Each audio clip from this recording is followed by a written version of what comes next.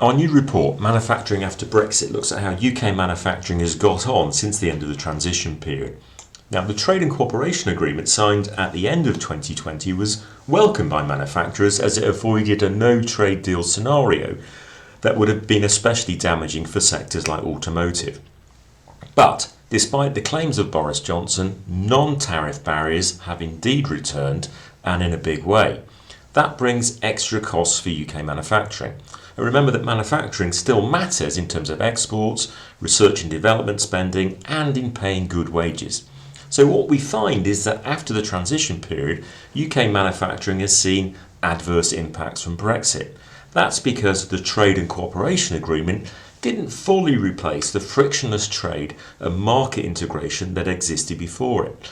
The main adverse effects have really been in terms of administrative barriers to trade, things like customs formalities, proving rules of origin requirements and the costs that go with them, and also disruptions to labour flows that have affected certain manufacturing sectors like food and drinks, but also indirectly impacted on manufacturing by damaging service sectors like logistics that support manufacturing. Regulatory divergence, which was seen by some as a benefit from Brexit, has so far been very limited in scope. Few manufacturers in sectors such as automotive, aerospace, pharmaceuticals or chemicals see any real benefit from regulatory divergence, but rather only additional costs.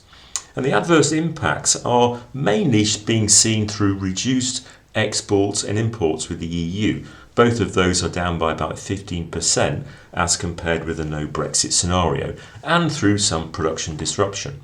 Also, at the time of writing, the ongoing tensions around Northern Ireland probably represent the biggest risk to UK-EU relations, with the potential to affect the entire Trade and Cooperation Agreement in case they escalate. Now, with regard to the potential benefits claimed for Brexit for UK manufacturing, we find very little evidence that, so far at least, they've materialised. There's been some redirection of exports towards non-EU countries, but this hasn't compensated for the reduction in trade with the EU. The UK has signed 2 genuinely new trade agreements with New Zealand and Australia. Those are welcome, but they'll do little to boost UK manufacturing. And meanwhile, trade negotiations with the United States are currently stalled. A key point we wish to make is that any opportunities for manufacturing post-Brexit aren't going to materialise automatically. Rather, and however trade and regulatory matters develop, the UK needs a more active, integrated and well-funded industrial policy set within a stronger devolution framework if UK manufacturing is to benefit from future growth opportunities. And we think that's especially important in the context of some really big challenges over achieving net zero, the challenges of Industry 4.0 and also levelling up.